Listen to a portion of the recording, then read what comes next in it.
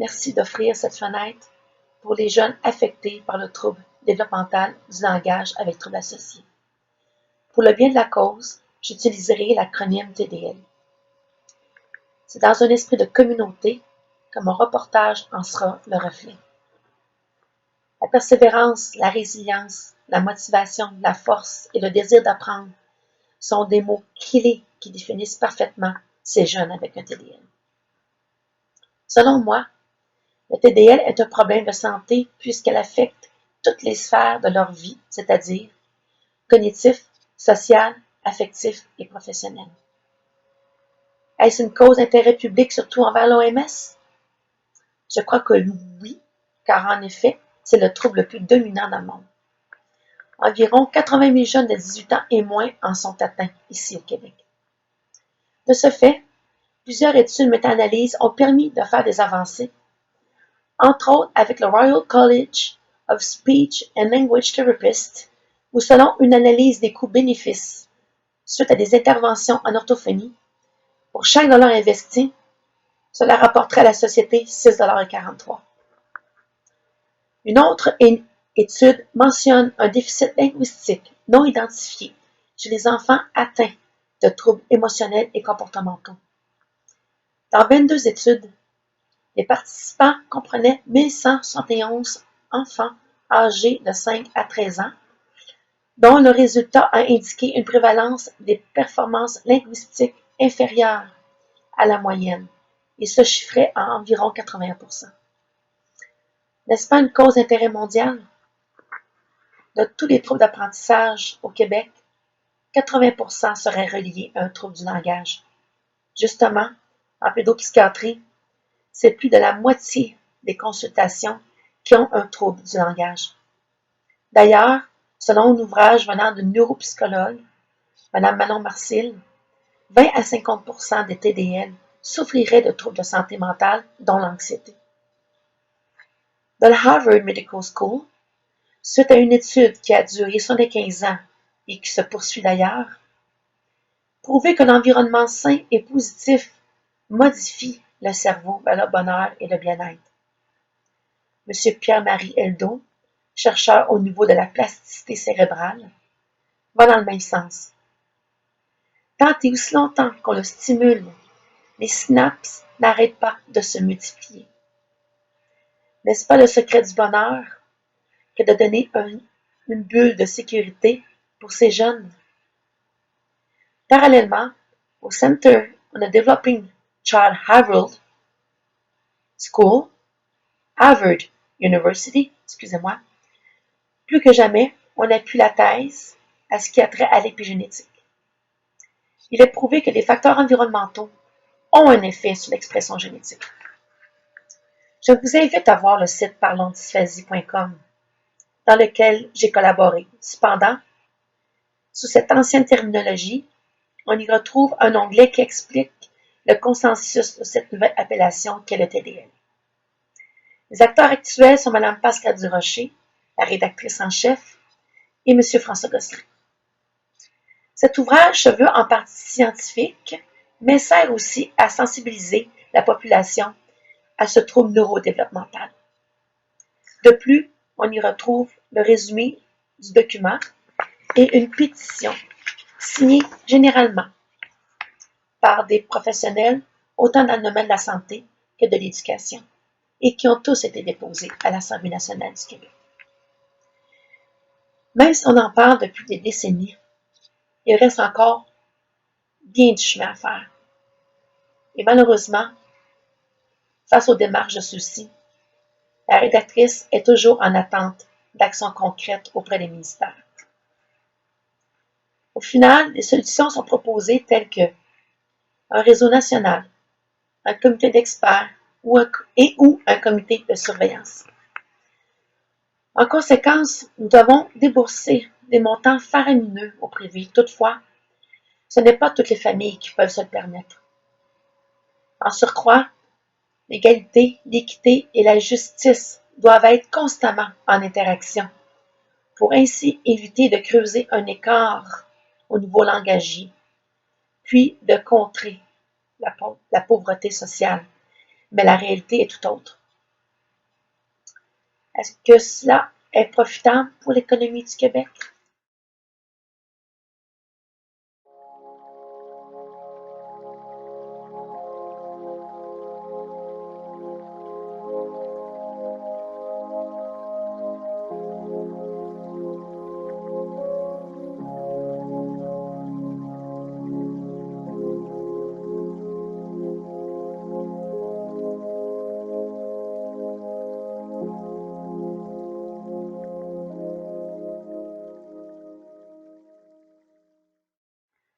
Bonjour, je m'appelle Josée Pelletier, technicienne en éducation à l'enfance. Je suis mère de 3 enfants qui ont tous un TDL avec troubles associés.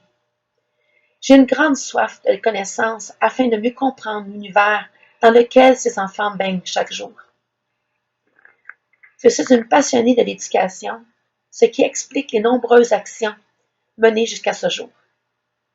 Ce sont ces jeunes qui me motivent à porter leur voix dans le but de les sortir de l'ombre, car ils sont des combattants et que nous brillons par leur présence.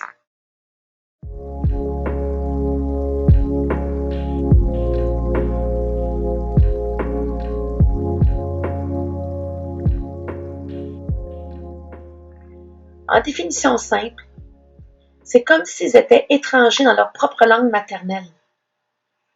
Ils sont affectés par plus d'une composante du langage, soit l'accès lexical, qui est le dictionnaire interne, et ou la syntaxe, où on y retrouve des phrases cohérentes, et ou la sémantique, le sens des mots et des phrases,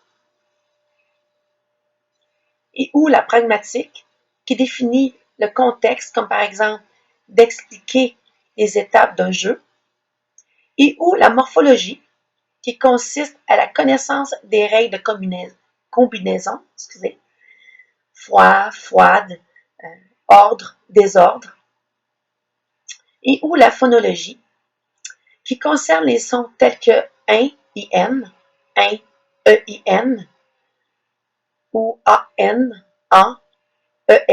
an, etc.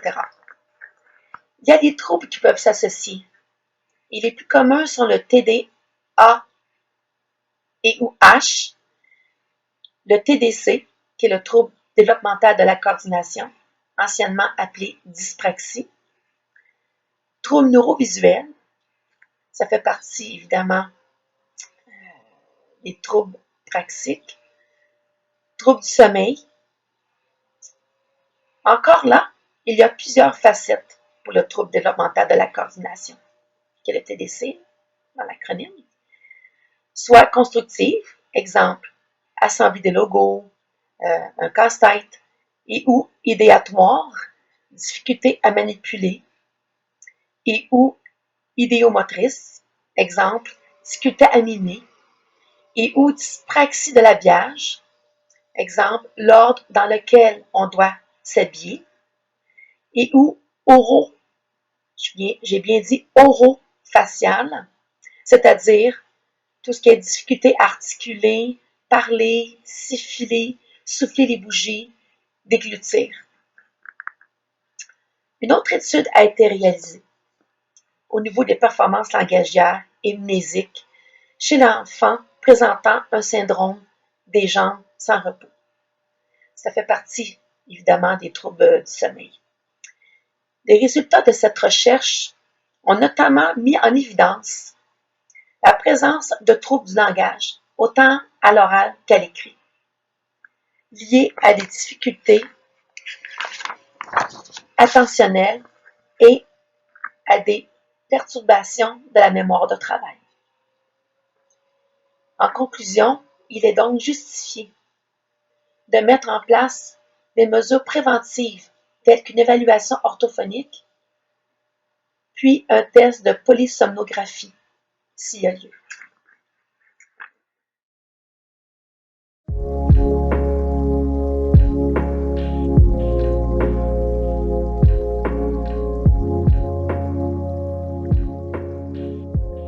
Si je me fie à mes propres tests génétiques auxquels j'ai dû me battre afin d'y trouver des réponses, en ce qui me concerne, je crois fermement à l'épigénétique.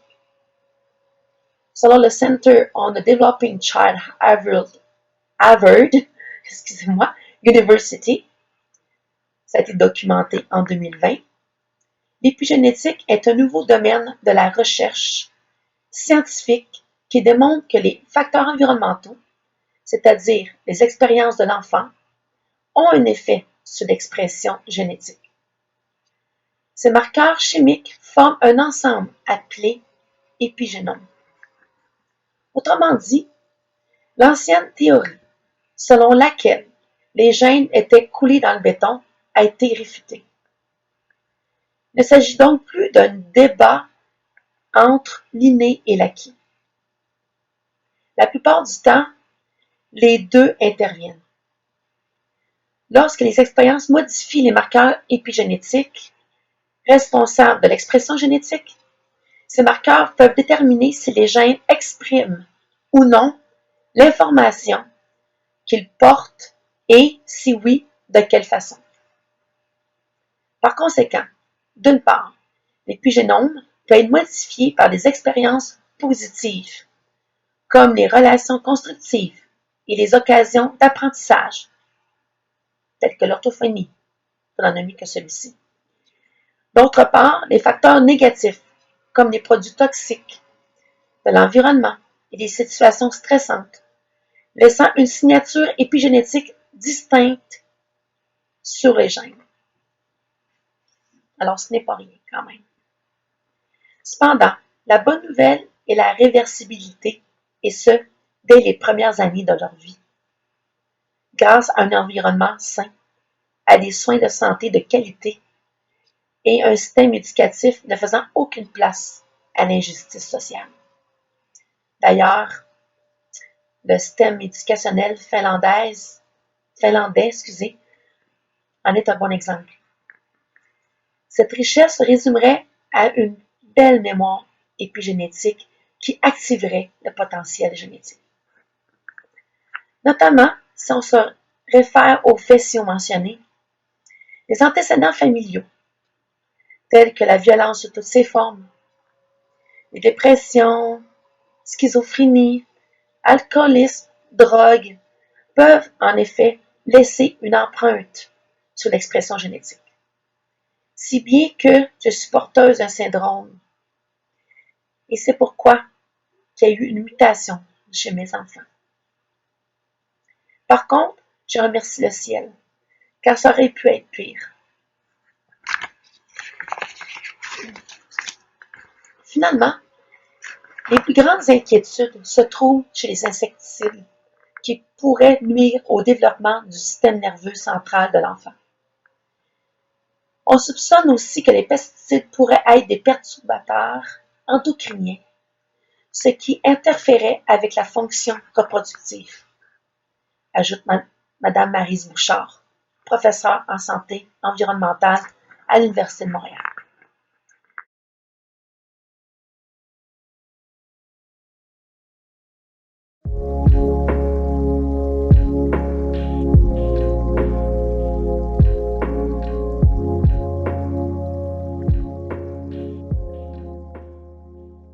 Dans le quotidien, en tant que parent, on vit avec un sentiment d'impuissance, étant donné la non-reconnaissance de ce trouble. Pour ma part, et à ma grande tristesse, j'ai dû hypothéquer ma carrière afin de porter les chapeaux des professionnels pour ainsi prévenir des troubles de santé mentale chez mes enfants. Ce n'est pas un choix, mais bien parce que me l'a imposé. Justement, en général, vu que les services en santé cessent après l'âge de 5 ans et que dans le domaine éducatif, il est mentionné que ce n'est pas de leur mandat de faire de la réadaptation, évidemment, mes enfants sont toujours tombés entre deux chaises. En effet, nous sommes constamment en train de se battre et par conséquent, pendant ma carrière, j'ai fait 2 dépressions. Il en est suivi de mes enfants. Pour citer un portrait, ma fille, à l'âge de 7 ans, ne voulait plus vivre. De surcroît, nous alimentons le cercle vicieux.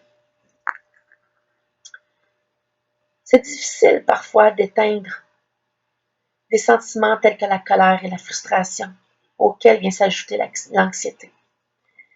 Du côté paternel, dis-je bien, c'est l'insécurité financière versus la retraite.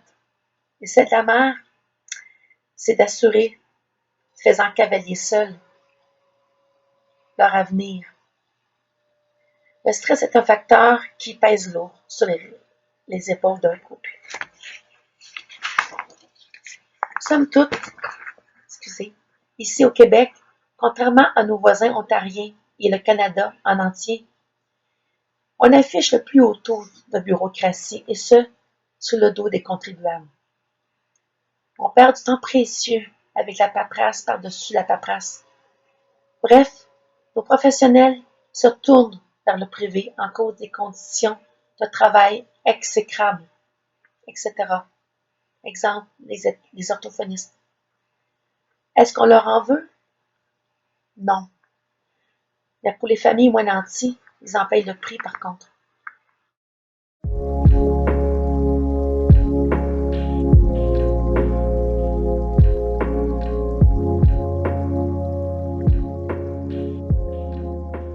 Dans un autre ordre d'idées, j'ai de la difficulté à entendre le mot handicap. J'aime plutôt dire des limitations en progression. Un diagnostic, selon moi, n'est pas une étiquette, mais plutôt une façon de comprendre les forces du jeune afin d'obtenir son plein potentiel. Cependant, nous avons tendance à dire cette phrase toute faite. On travaille selon ses incapacités. Il est lent à apprendre. Puis après, car il est prouvé que les enfants présentant un trouble du langage, ça prend au minimum de 300 jusqu'à 1000 répétitions pour une seule notion. De ces faits, l'importance d'offrir des thérapies individuelles en orthophonie à l'intérieur d'une équipe multidisciplinaire, puisque, comme mentionné plus haut, le cerveau est d'une plasticité incroyable.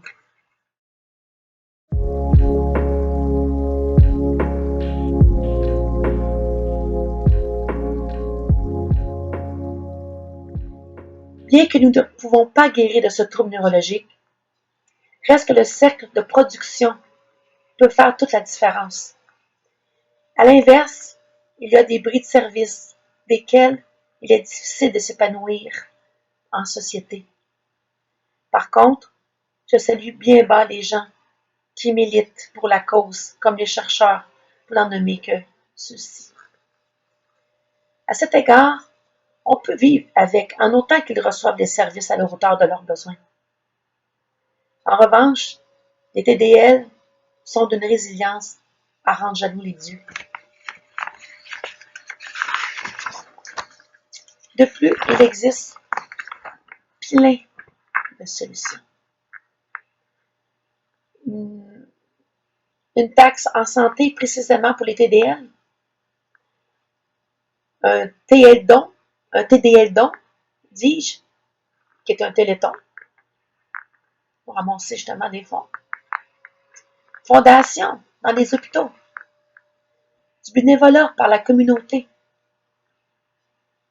du bénévolat qui serait mis en place dans les écoles pour soutenir non seulement les professionnels, mais ces jeunes-là aussi, avec un TDL. Ou un trouble d'apprentissage, évidemment.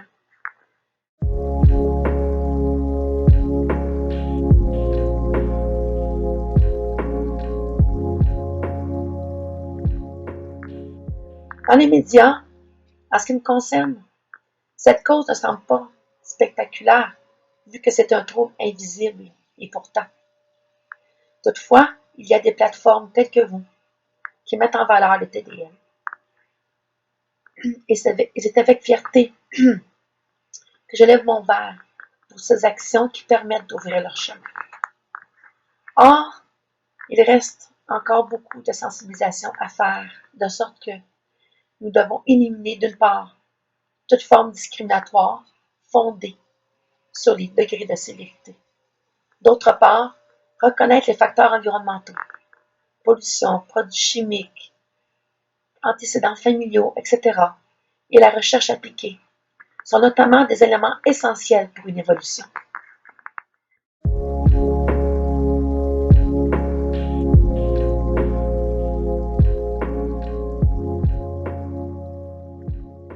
Nous ne devons pas lâcher et continuer à militer pour cette cause, qui est, et je le répète, d'intérêt public. Pour ces raisons, nous devons unir nos forces et ainsi médiatiser davantage par le biais des réseaux sociaux, soit par des annonces publicitaires à la télé, soit par la radio, mais surtout par des gens tels que vous, car au-delà du diagnostic, il y a l'humain. D'ailleurs, il importe de saluer bien bas le groupe Catalyse et Rattle, dirigé par la chercheure Dorothy Bishop et ses pairs.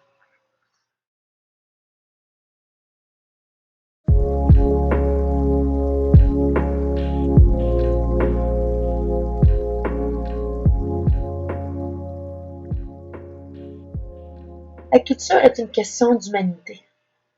L'humanité est une question de société. La société est une question de mouvement. Le mouvement est qualifié par la volonté, de vouloir changer les choses, parce qu'ils sont la vie, notre vie. Car ces jeunes nous inspirent par leur créativité sans fin. Ces jeunes naissent purs et malheureusement, ce sont nous les adultes qui leur apprenons la peur, les barrières, sauf qu'en revanche, ils nous poussent à être meilleurs, d'apporter le changement. Nous disons droit. Là où l'identité prend tout son sens. Il faut s'ouvrir et avoir l'esprit de communauté, de collectivité, afin d'assurer leur avenir, notre avenir de demain. Seul on avance vite, mais tous ensemble, on va loin. Je suis fière du devoir accompli jusqu'à ce jour. Cependant, je le suis encore plus envers l'ennemi et pour tous ceux qui se battent pour être reconnus. Pour terminer, je vous laisse sur ces citations. Il faut toujours viser, il faut toujours viser la lune, car même en cas d'échec, on atterrit dans les étoiles. Tous les enfants ont du génie. Le tout, c'est de le faire apparaître. Une citation de M. Charlie Chaplin. Et je finis en vous disant que la différence est dans les yeux de ceux dont la perception se base seulement sur des lois que les hommes bâtissent, créant ainsi des barrières face aux intelligences multiples, aux valeurs essentielles de la vie et au regard du cœur. Merci.